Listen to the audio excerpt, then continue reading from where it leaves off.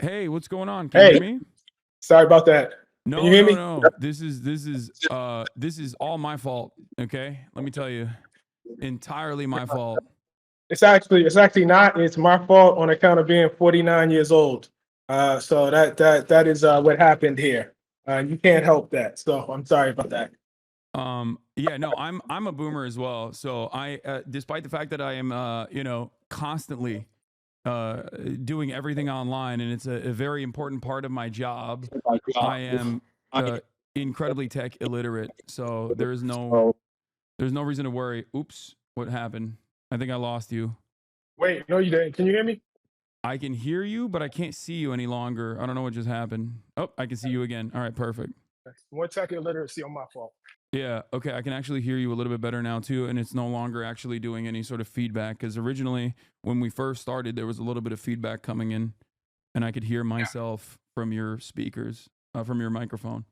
All right, we're having an unk off, is what the kids would call it. Just so you know, What's that? What's an unk off? we're both unks, in the eyes of a lot of Zoomers. Ah, you're a little too young for that, but okay. Well, thank you for Don't be saying in a that. hurry. Thank you for saying. Wait, I'm 33, so in the Oh, eyes of you're a too young for that. no, that's you think that, but and I wish that was the case, but for a lot of people who are like 20, they just think that that is the oldest you can be. Like they're like 30 plus. That's the maximum age that someone can exist. You can't even biologically be there. I guess you could be their uncle theoretically. I shouldn't say that. I guess you could be. I Yeah, guess you could be. yeah, I was an uncle at 33. I have to remember that. I was an uncle at 30, actually. yeah. There it is. But Ta-Nehisi Coates, ladies and gentlemen, I have called you, and I guess other people have as well. Obama's favorite writer, favorite author. Um, it's I don't know if you I don't know if you feel like that's a good way to introduce you, but I'm very excited Nah, I'm very excited to have you because I have as a longtime longtime advocate of Palestinian emancipation. I have seen your journey and your transformation, and it's something that I admire. I think it's very courageous, but also the way you've communicated about this, about both Palestine in the Message, your new book that just came out, but also the way you have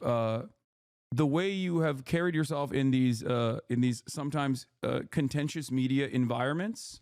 I think is really wonderful, especially because you always try to do something that I always try to do as well, which is like use the privilege that you have and the space that you have and the social capital that you have to like reframe the conversation back to issues that matter instead of engaging in the palace intrigue, engaging in like the stuff that is almost entirely too self-centered for Western media audiences. Like, oh, the way that you know what's the broad reception of Ta-Nehisi Coates like in Western media? Is that like no longer a positive thing? Where you always, I notice, take that conversation back to issues that really matter, like speaking for people who do not have a voice in the Western media landscape, and even if you have like a meta analysis or a meta conversation about this the lack of visibility for Palestinians in Western media, you still oftentimes I feel like recognize that you're not the perfect person to be having these conversations, and that in and of itself is a problem as well. That like there is no Palestinian visibility, like direct Palestinian American visibility in mainstream outlets in the same way that it exists for people who are pro-Israel. Anyway, I talked a lot. Sorry, it is what I do. I do have a tendency to that's do good. that. It's the I'm privilege just of having a show. I'm fanboying a little bit, and I'm not very good at this sort of thing. But I wanted to start off with your own personal journey. You wrote about very famously about reparations, making a case for reparations for Black Americans, and you used Israel as an example. So let's start off there. How did that work for you? Like, how did you arrive at this initially, and what Yeah, I mean, changed? what I'll say is I think like the challenge of writing is you have to draw a straight line when things are not necessarily always a straight line. And so I think it's really important. Um, that a couple things be acknowledged. I came from a community um, of activism. My dad was in the Panther Party. My mom was very politically conscious, and so yeah, I came from a household that probably did not have the most detailed understanding of what was happening in Palestine, but definitely understood themselves as Black Americans and Black people as an oppressed group, and saw that in Palestinians, and saw the Israelis, much as white Americans here were identified as the oppressive class here, saw the same thing in the Israelis. These thoughts and these notions were in my like around, and even when I was at Howard, they were around. One of the difficulties is though when you go into the kind of journalism I was going into, and particularly at that moment, I think there were two things. I think one, to a degree that I probably did not understand and appreciate, um, there is a kind of mainstream journalism that is in direct reaction to some of the more idealistic impulses of the left. And I don't say idealistic as a slur, but the notion is, I think, among certain people that those of us who really do believe in changing the world, those of us who really do believe, like in the household I came up in, that something really truly radical, needs to happen to make this world a more fair and a more just place. That kind of analysis falls down under the work of details. Like that's just a kind of baseline, I think sort of understanding. So, even in making the case for reparations, I was myself working against that. Now I was working against it in a very, sort of particular way. But you're always trying to make your case to people who, don't necessarily, think as you do and don't come up thinking as you do. And part of that is making it as concrete as you possibly can. I was in a newsroom where there were no other Black editors and maybe one other Black writer at that point, but maybe also not. There certainly weren't any Palestinian American editors or writers. And if there were Arab American editors, I didn't know it. It's possible they were there and I just didn't, it went right over my head or whatever. But certainly no one who would have had an experience critical of or skeptical of Zionism, except me, and the one I had in my house, had hands on that piece of journalism. And so it was just a case, first of all, where I did something that I advise, my writing students to never do in the message, and that is, you draw conclusions about something that you have not been sufficiently curious about. And what I would say is, I was at that point in time, and I guess still am, working in a milieu where there was a kind of just default Zionism. This is not a thought out Zionism. It's not I have, developed strong notions or strong feelings, but it's the belief that there is a group of people in this world who have suffered some 2,000 years of oppression, and that somehow a state is justice to make up for that oppression, which is, the oppression is very, very real. I think the state as as a kind of make good is another question. And then the other half of it is probably, something that you've experienced and talked about quite a bit, and that is that there is considerable amount of pressure to remain incurious, to not ask questions, Yeah. to not, ask why. And, whatever my faults were in that piece, and it was an extensive one, I felt like I had my own personal reparation to make. And when, for me as a writer, what that means is then, asking questions, evincing that kind of curiosity, that was not in that piece. It took 10 years to do that, but that's what that large second half of the message actually is. Yeah. So can you walk me through the aspects of this journey that that revolve around self-reflection? Because let me present you with my way of viewing the world, and maybe we'll come to an agreement. But something that you actually just mentioned is like the default position that a lot of people take for granted in terms of the way people look at Zionism, right? Where they're like, or the way people analyze Israel, where they're like, no, this is the most moral nation. It has to exist. What are you talking about? This is a democracy. This is the only democracy in the Middle East. Now, of course, the truth is very different than that. But a lot of people don't examine it because that's all they've seen, and they take that information for granted. And I think this type of social conditioning exists for bigotries of every sort, and it is a byproduct of the white supremacist systems that we exist under, in my opinion, where a lot of people, I think, take for granted white supremacist tendencies that they might have, like anti-black tendencies that they might have. And I think it requires self-examination, but that's why I'm always very charitable to people that maybe even engage in like microaggressions, right? Every now and then. Because I understand that as long as they have this charity, as long as they are on a journey of learning and self-reflection, I get where their starting position is. And it's the same for the way people analyze Israel. And it's the same for the way people even analyze like, or the way people look at, domestic affairs.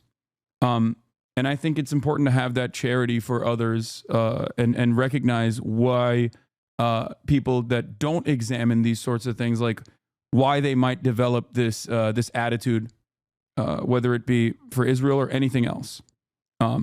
Yeah, Hassan, I agree with that. But what I would add to that is there is also a tendency when criticism is not voiced in a way that you would like, in a way that makes you feel good about yourself, in a way that does not that wounds you.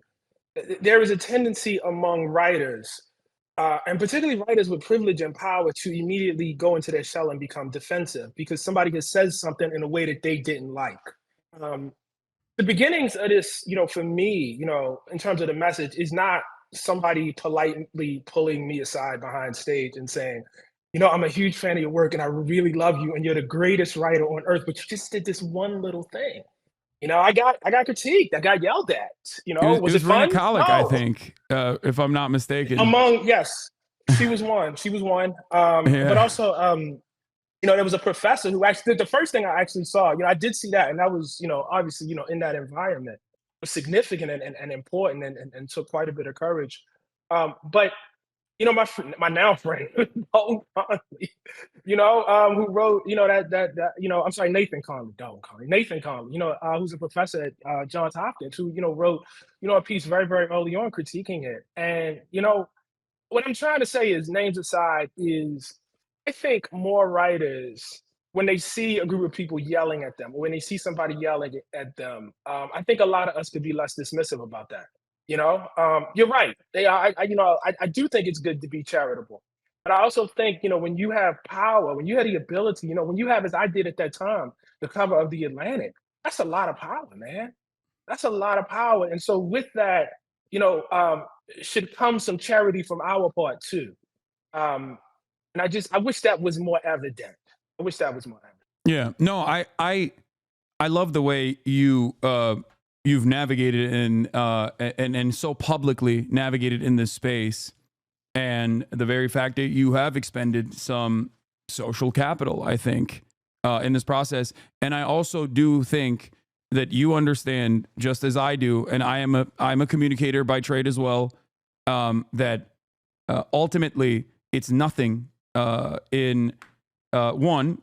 it's nothing as far as like saying the truth and constantly working in pursuit of the truth, but also nothing in comparison to, I think, the daily experiences that Palestinians go through living under permanent occupation and apartheid, and currently surviving a genocide.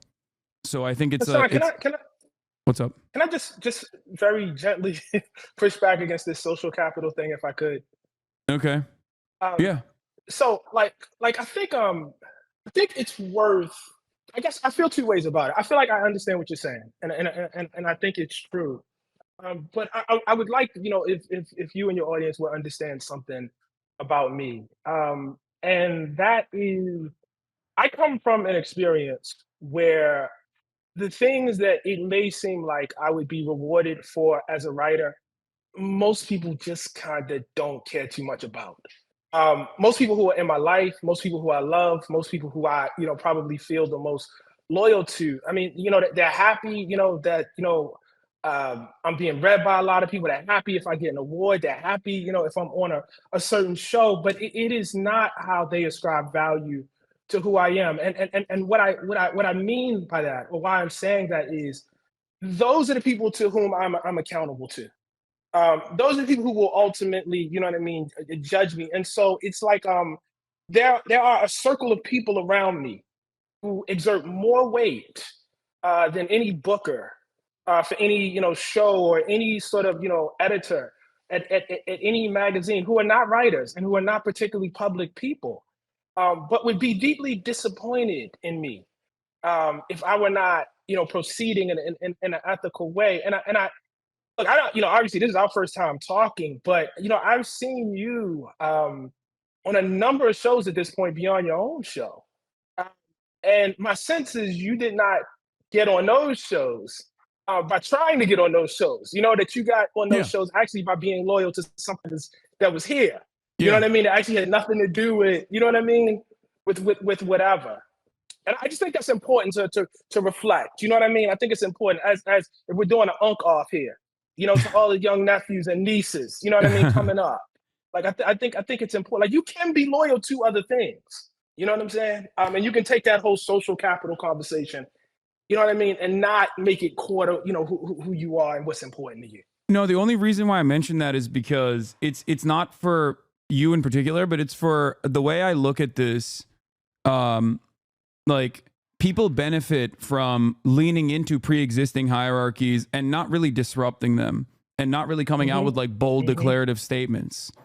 It can sometimes be a gap in education or your personal experiences, like understanding what apartheid looked like until experiencing it with firsthand accounts, which I do want to get to in a second.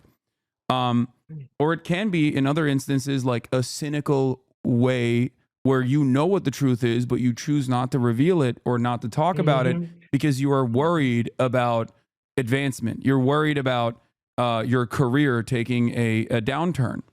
And I think that there are a lot of people who are cynical in that regard, especially in the media landscape. So I do admire people who who will openly say, I was wrong in the past and I'm making up for it now, because I think that's necessary and I think that's healthy. I think it's a healthy attitude to have. And I think people have that attitude in their interpersonal relationships. Yes. But the way they carry themselves both online and in the media landscape, there is no reward for it. And because there is no reward for it, and the reward is just simply saying the truth, right? But people do end up getting somewhat punished for it, and you only get rewarded if you double down on speaking on telling an alternative narrative that you might even know is not entirely true. That's the reason why I am explaining to people that are listening that there is value here, and that's what I mean. Because like, if I'm going to be very real, if I'm going to be brutally honest, you could have continued never speaking about Israel ever again. You could have changed your perception. You could have changed your mind. No, I know, but I'm saying that like in an alternative scenario, in an alternative universe, where there's a different Ta-Nehisi Coates who saw the truth and was still more personally invested in continuing to have like a media career that he cares about. Some people do care about these things. Clearly, I think the vast landscape is dominated by people that are careerists, that are personally invested in their own success and don't necessarily have this ambition to speak the truth, no matter how hard, no matter how difficult that task may be. And that's why I think it's important to be honest and highlight that.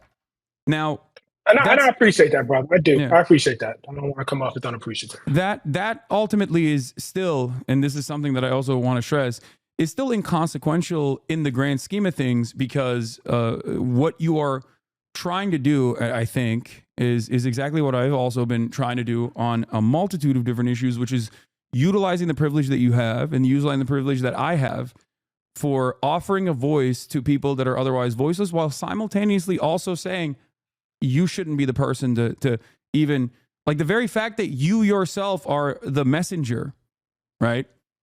In this process, it, I think, shows a gap, an asymmetry that is worthy of criticism in and of itself. The fact that it's the fact that there is no entrenched Palestinian position in any Western media operation is a issue that's worthy of criticism in and of itself.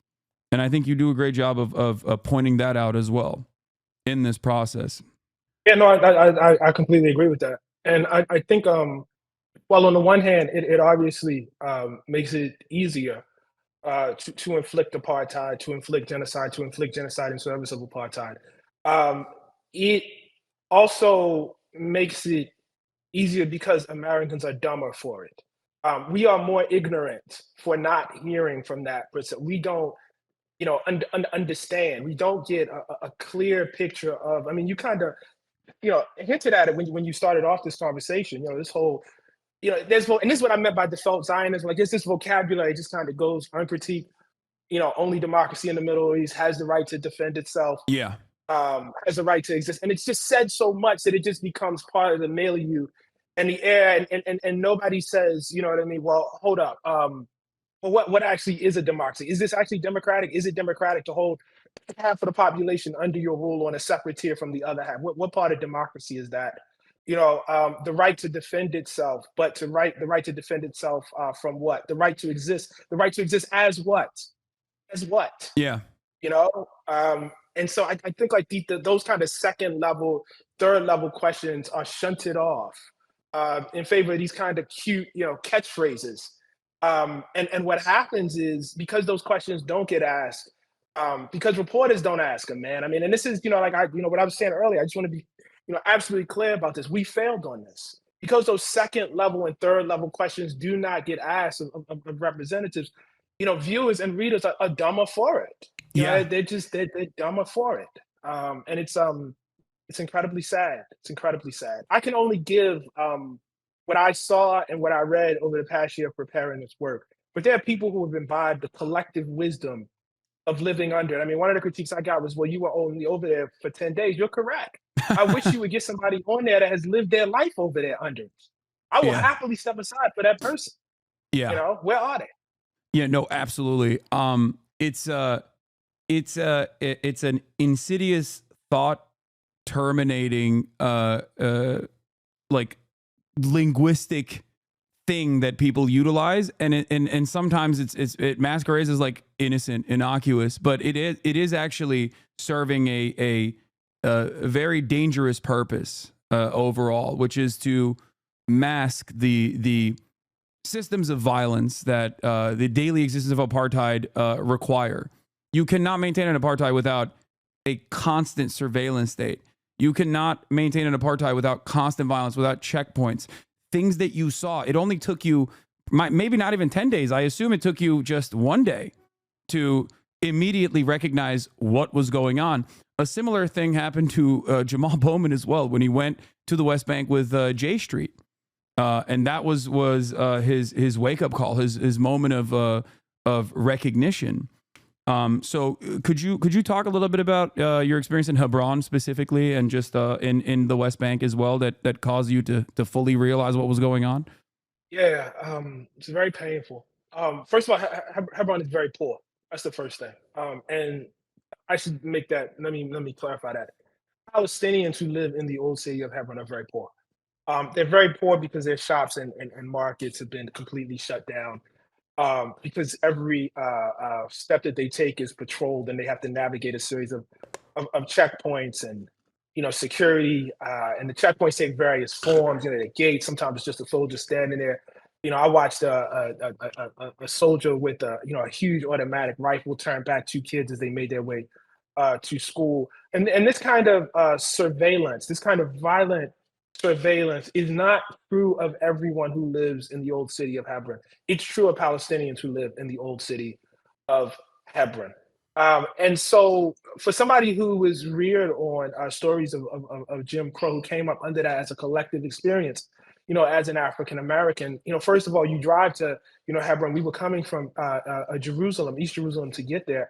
And we are driving on roads that are delineated for Palestinians. And there are separate roads delineated for Jewish citizens or citizens of Israel and Jewish settlers of the West Bank. Those roads are not the same quality, are not the same, efficiency. One is more circuitous than the other. One is direct, the other is not. We are driving past homes in which you can clearly see the difference between a settlement and where Palestinians live. They're denoted by, the red groups that we learned to look out for the settlers. You talk to people who live in those Palestinian villages, and you understand that everything down to the very water that they drink and bathe with is segregated and is different. And the apportionment that they get is very different from those in settlements. I mean, this was made very, very clear to me because, you have whole settlements where they have country clubs. People have whole swimming pools, and, you would, be, less than a mile away where Palestinians live. And you would have a situation where folks had huge tanks on their roofs where they had to store water because they didn't know if they were going to have enough water for the week. And so, we take this segregated path, these segregated roads to Hebron, and we have more rights to navigate on the street than people who live there, than people whose parents live there, than people whose grandparents and great grandparents live there. I've told the story, several times of being, stopped by a security officer or army officer, whatever he was, about the age of my son, who demanded that I tell him my religion in order to be let pass. And this is actually more complicated and more sinister than it sounds, because if I got to the point where my grandmother was a Christian and he let me pass, but had I had an Arabic name, had I had an Arabic look about me, or had I been, Palestinian, I wouldn't have got past at all. For instance, why a Palestinian Christian? My religion would not matter. See, this is when you start buttressing up against the racism and understand that even though somebody's asking a question about religion, they really aren't asking, do you accept Jesus Christ as your Lord and Savior? That's not what they're asking you. They're asking you something totally, completely different, and asking you to comply with something totally and completely different. And so it was made clear to me, throughout, my entire 10 days, there. And I spent the first 5 with a tour that was primarily led by Arabs and Palestinian Americans from the Levant, from the area. And then the second half, led by a group of dissident Israelis who had served in the IDF.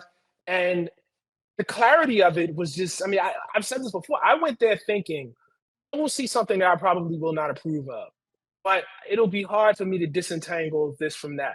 It's not hard to disentangle at all.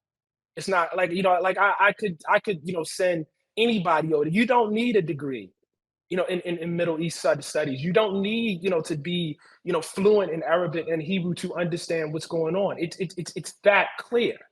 And making it complex, portraying it as though you need, all of these degrees or this erudition to understand why people should not be discriminated against is part and parcel to the evil of the system. Every system of oppression says it's too complex for outsiders to understand. It's nothing unique about Israel in that respect. Yeah.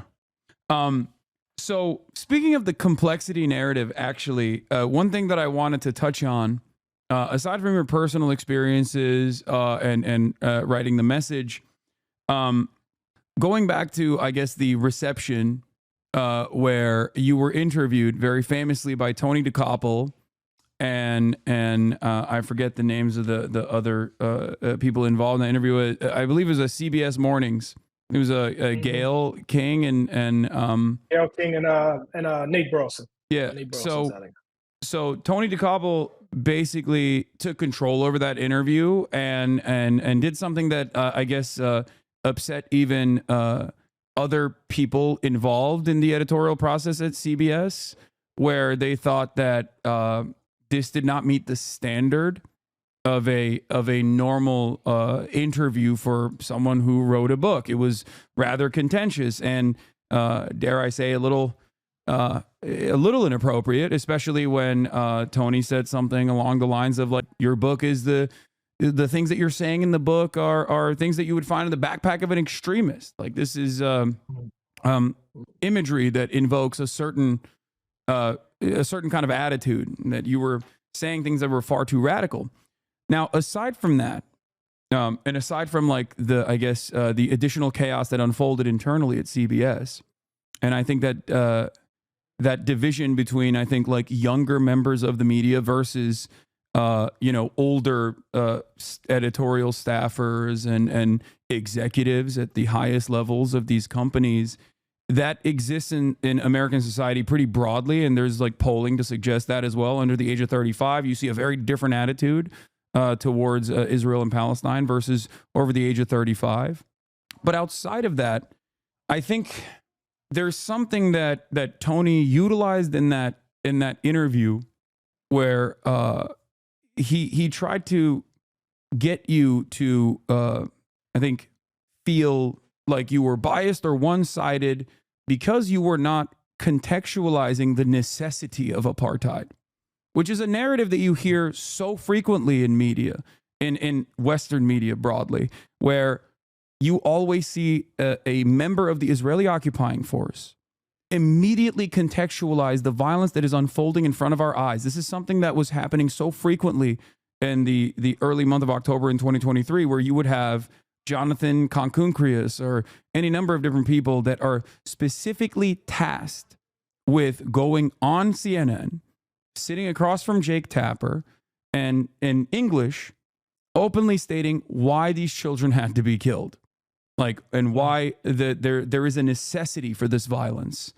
And I think that is the dominating attitude in Western media, and I think it provides a disservice.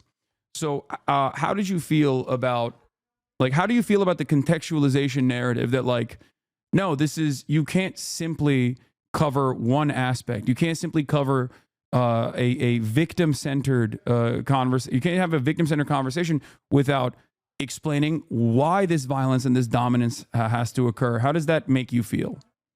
It makes me feel that the ruling strategies and policies and governance of Israel have much more in common with systems of oppression than people think. I mean, to put it bluntly, I mean, people put that out there to say, okay, this is why this is not apartheid, or this is why this is not Jim Crow. In fact, they sound more like Jim Crow than they imagine. People didn't say we need to segregate South Carolina or segregate Mississippi or segregate Georgia because we are evil and we want to do horrible things to Black people. That's not what they said. They said, look at the crime rates here. Look at this. Look at what these people are doing. Look at how savage they are. They're going to do X, Y, and Z to us. They're going to do this. They had reasons. It's more complicated than you think. You know what I mean? It's not just black and white. That's what they would say. And when people came south and said, this is barbaric, this is horrific, they would say, you don't live down here like us. You don't understand the Negro the way we understand the Negro. That's the same thing they say to me when I go over there for 10 days. It's the exact same thing. They say, you don't understand. You don't live down here. You're not from here. You haven't spent enough time here. If you spent enough time here, you would understand why we have to lynch, rape, and kill these people. And it's a very, similar narrative, right now. It's not that everybody wants to be the hero in their own story. There's always a complicating, reason for why somebody has to, do something. But, I think for me, and this is very, very hard, I think, to get across. And I tried to get it across on CBS. There are things that I'm just against, period. And there's no context that'll make it okay. I'm against eating children. There's no context that's going to make me say, what if they're delicious? How you would do that? Right. Right. No, there's no context. I mean, unless facetiously, like I've said, I said this on CBS, I'm against the death penalty. If you told me this person killed 1,000 people, I don't care. I'm still against it. So there is no thing you were going to tell me that Hamas did or that Palestinians did that will make me okay with apartheid. Nothing. Yeah. It's just nothing that, you know what I mean? That's a principle thing that cannot be put into context and then made, okay, there is no context for slavery for me. Yeah. There's no context where it becomes okay, Yeah, no, absolutely. It's I mean, that is exactly what a lot of people try to communicate. And I think when you get into the weeds of things, even very educated people who have seen the violence or who have seen the apartheid and recognize it as such, like Ezra Klein, for example, at the New York Times, in your conversation with him, which I thought was fantastic, And I like Ezra. I think I've like uh, I have my disagreements with him, but I think over the course of like years of listening to him, especially on the New York Times, I've maybe developed a parasocial relationship with him somehow, where uh, you know I get where he's coming from and I appreciate it, but like in that conversation, I think you had a couple moments where you wouldn't let him get away with uh, certain blind spots that he had. Um, Again, it comes across as innocuous, and I think in Ezra's case, like it is truly innocuous. Like I don't think he's like ideologically saying like I'm committed to liberal Zionism as a project, and that's why I think like the West Bank is a separate thing than like the broader practices of Israel. But there was this contextualization where he said Hamas terrorists, but then talked about right wing settlers, and that I think is certainly a part of this process as well. Where I like that you wouldn't let him get away with that statement. Like you wouldn't let that statement hang on its own. That like there is a humanizing principle with the way we interpret allies of America, where they're just like people that we have disagreements with, right? People that we can maybe even reason with, regardless of how fundamentalist they might be. And I think it neutralizes the conversation. It almost puts it on the same playing field.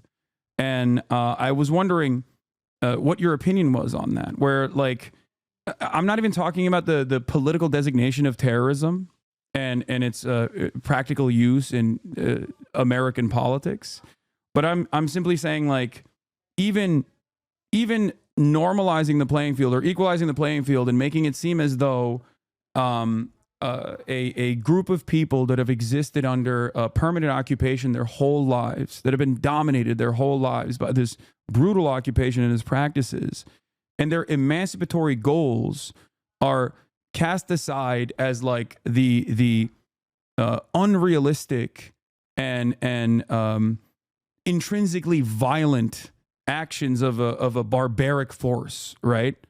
And I think there is a lot of analogies to old colonial propaganda, old colonial language, whether it be the atrocity propaganda that was added on to the already horrific actions that did take place on October 7, right? This notion that these are barbaric savages.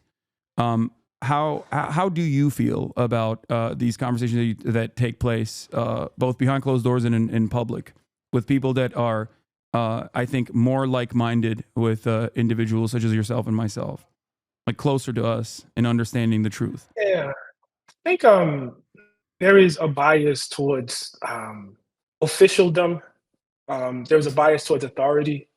Uh, it was like I think it's like now kind of dawned on people after seeing so many cell phone videos that cops lie. Um, but cops didn't just recently start lying. You lived in a community like I came up in. You knew the cops lied. Um, what happens is though the press will have a cops beat. Like when I was coming up, that was the thing you did. Like you wanted to work at the Washington Post or the New York Times. You had a cops beat. And what that necessarily means in the practice of journalism is you are dependent on the cops for your information. And even though, in your mind you're being objective, you are dependent on the cops in a way you aren't on the people that they are quote unquote at war with. Okay. That's different. That immediately structurally sets up something different in terms of how you cover people. When you're embedded, you know what I mean, and during a war with the soldiers, you are not going to cover them the way you're covering the people that they're fighting. It's just not. You're not covering, the people that you literally are with day in and day out, and that you're embedded with. Embedded, you think about that verb, in the same way that you are the people that are fighting. And so these kind of biases creep through. And I think there's a similar thing, with our journalists, when you start getting to a certain level, because I mean, and this is I have to be honest with you, so I mean, this is the hard thing for me to reckon with that I still haven't, figured out. And I'll say two things. The first thing I will say is there's a deference to the president of the United States. There's a deference to congressmen. There's a deference to senators. There's a deference to people who are in these official positions. I think that extends to the state of Israel in a way that it does not extend to people who are fighting the state. So Yeah. two groups of people can do the same barbaric thing, right? But because one has, the kind of sheen of officialdom, because one can put out, fancy press releases that say this was a precision strike, that can, deploy vocabulary that makes it look like either, we didn't target the hospital, or the hospital actually, was a hotbed of attacks or whatever, because it has its machine, to make it look like, whereas if the quote unquote terrorists just bombed the hospital, you know what I mean? This kind of deference would not be given. So that's the first thing, and that is probably the most, I guess, sympathetic version of I can give. The one that I am still curious about, I have not figured out, and maybe you'll be a lot clearer on this than I am, and maybe I'm still reckoning with my own stuff. That is to say, to the extent to which the press is itself an extension of empire. In other words, this is not a misunderstanding. This is not, a kind of, sort of unintentional bias that I, sort of laid out. Um, but there's something else going on, and the thing that I think about most, is, many years ago, when it was revealed that this country was waterboarding, people in its custody. And the New York Times, in a practice that it would, had heretofore called torture, would now use the language of the White House and say Yeah. enhanced Enhanced interrogation. interrogation. Like, that's objectivity? What is that? I mean, I'm what is that, man? I look, I much like many other people, well, I grew up in Turkey, so I have a very different attitude towards American empire, and it's oftentimes very violent ways of operation. So I wasn't sheltered from that, and I didn't grow up with the American exceptionalist attitude. And so that definitely factored into my understanding of the world for sure. But outside of that, I think, like, Noam Chomsky was the way I viewed him. It was like a guy who gets it, right? And I think many people have recognized his positions, especially laid out in Manufacturing Consent, as fairly prescient and very instructive in understanding the way that the media operates. I think that very much exists for all forms of oppression. Like, the media's sole purpose in many instances, and this is not intentional. This is not like people aren't like, I am a card-carrying defender of the State Department, and that's why I'm doing this. I think a lot of people are ideologically committed. I think a lot of people are victims to social conditioning, and those people get elevated through this process within the media, and that's why they are much more willing to play ball. Access journalism is one aspect of this, as you also called out, and I think the other one is just people who simply are intellectually uncurious to dive deeper. You see this in many instances, like the notion that, and I talk to a lot of journalists privately about this stuff in very reputable legacy publishers, where I'm always like, since October 2023, I've constantly asked, like, why does your outlet not feature any of the many Hamas Al-Qassam Brigade updates that are regularly being put out there through Telegram groups? Like, does this have no journalistic value? Like, you don't have to agree with Hamas, but I think it serves a very important purpose to understand the logical through line. And it's seen as like insane to even suggest this. It's not even it's a non-starter. Many people don't do this. And I think that is precisely how you arrive at this false notion that many Americans, if they don't follow social media, if they haven't recognized the humanity of Palestinians, if they only get their information from mainstream media, that's how they constantly find themselves confused in this process, because the president is saying Hamas is actually spoiling the ceasefire negotiations that Israel is on board with, that everybody voted on in the United Nations. And yet that is not the truth. but it's still repeated by Anthony Blinken, and it's still uncritically reported on by mainstream sources. And I think ultimately that causes a lot of people to feel stupid and confused by this process. And especially if they're getting this other information in this day and age when there are so many outlets, even myself included, that have audience sizes and reach that is almost equivalent to these television networks, where they can get this information.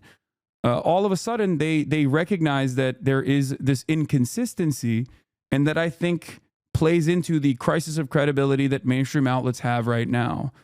And as someone who values mainstream media, I always urge whoever will listen to hear me out and say, like, you're dropping the ball at a time, especially when nascent fascism is on the come up in many Western liberal democracies, ours included, that there is a role that real adversarial journalism must play in pursuit of the truth. And losing an entire generation, losing credibility with an entire generation is, I think, a terrifying prospect. You know, part of what makes this difficult is if I were to look at this in the history of newspapers and media in this country from the perspective of my ancestors, I would not conclude that American media has distinguished itself in doing what you are assigning here. That is to say, it is impossible to understand the history of lynching and racist terrorism in this country without understanding how newspapers actually abetted it. Not poorly covered it, abetted it. That is, there is, you know, if the Black freedom struggle has been core to the larger freedom struggle in this country, and you ask yourself how media has handled that, you're not going to come away with good answers. You know, and so I think part of the problem is what one might want to see out of these publications. There's no real history. Like there's no lengthy, you know, history. There are articles, you know what I mean? And even now, and I got to be really careful about this, man, because like I like one of the things I'm thinking about is how I started recently, for instance, picking up the New York Times in paper versus reading it off my phone, and it's a very different experience that I have. There are a number of really hardworking journalists working there. Oh yeah, You know, and I can see that. Like that is much more evident than it is than when I'm, you know, just kind of flicking through my phone. So I don't want to be overly broad here. But what I will say, especially about this topic here that we're talking about, it just isn't a long history of folks distinguishing themselves, man. I mean, it's like there's no past to go back to ask for, you know, that thing. You know, it has to be imagined, and it has to be, you know, different. The one difference I will say is that in the past, because of social media, because of the internet, there just wasn't as much competition, and so they you know, they had to do less.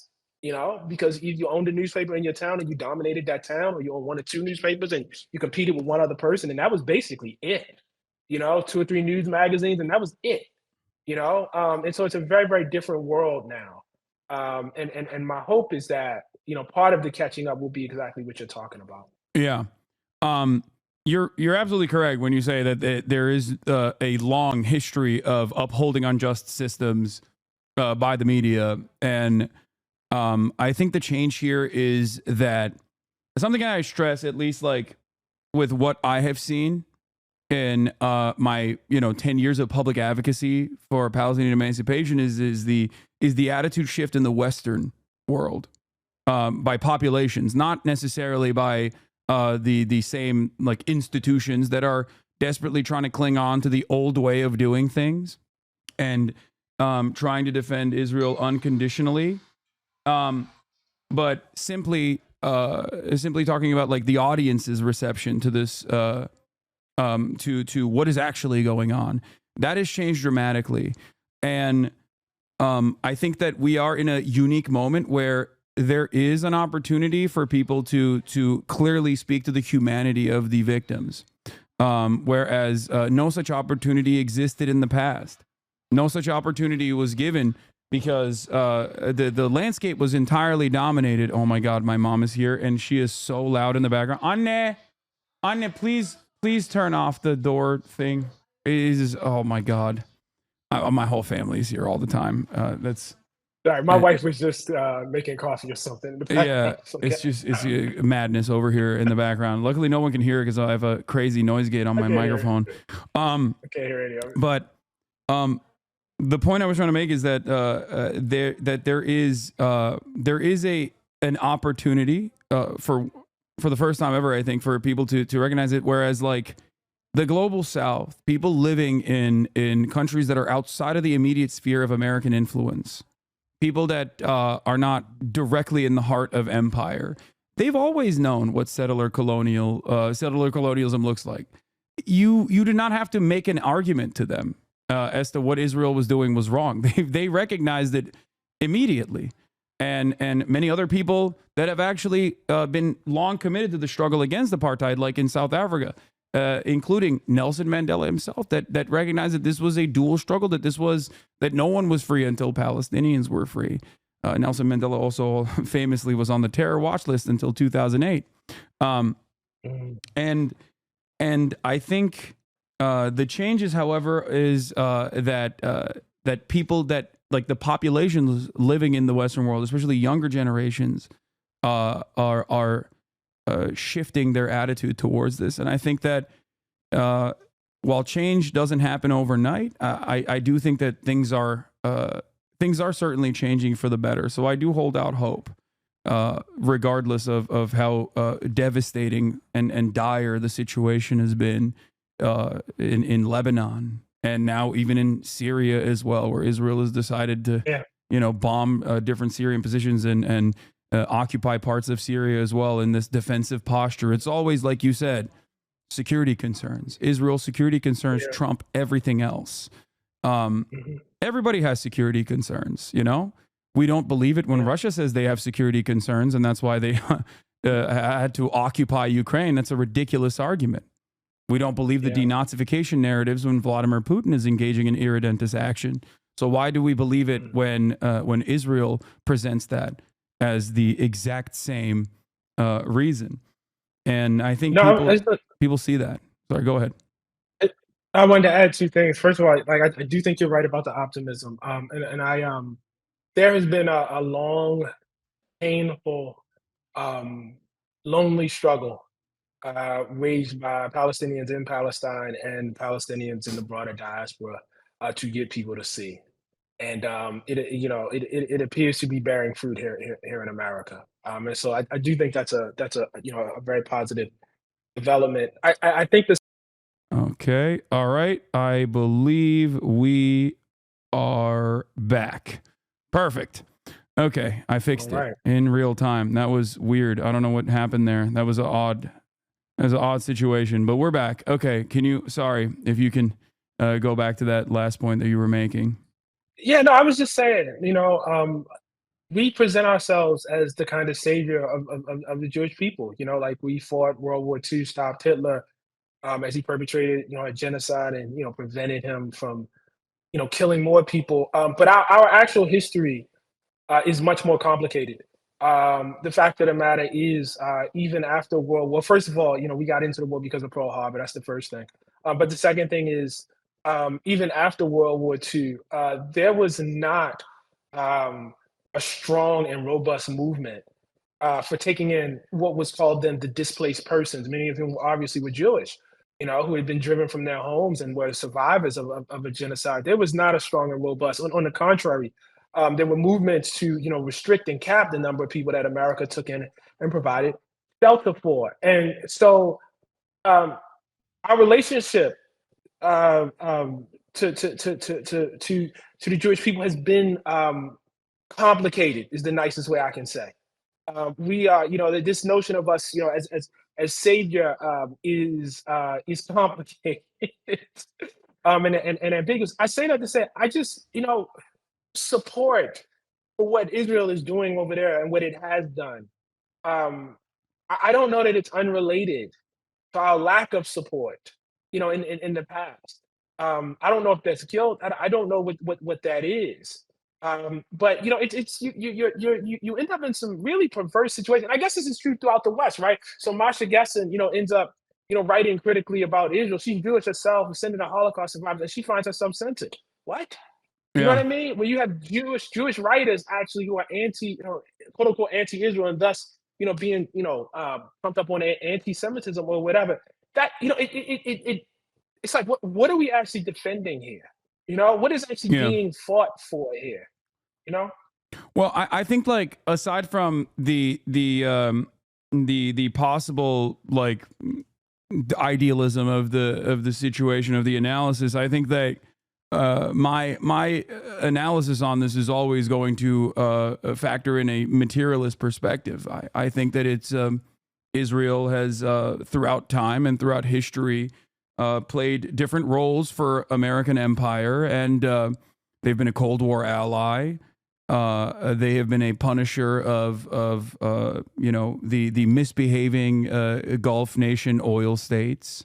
And most importantly, I think they have been an unsinkable aircraft carrier in a resource-rich region that America wants to dominate. I think that is the continuation of the early Christian Zionist project, even before Theodore Herzl, that we took over from the British basically and have continued.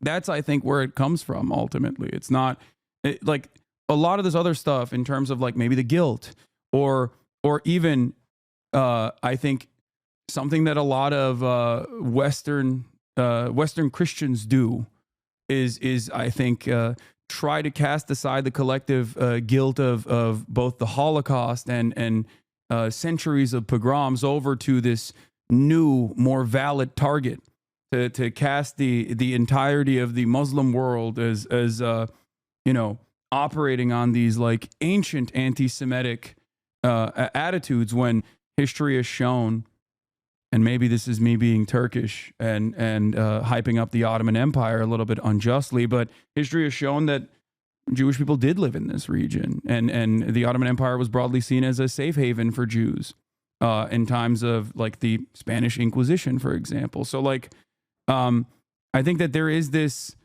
way of basically saying like, don't look at what we have done in the past, in our history, in our recent history. As a matter of fact, it's actually those Arabs those Muslims that are like deeply anti-Semitic, and we have to fight against them.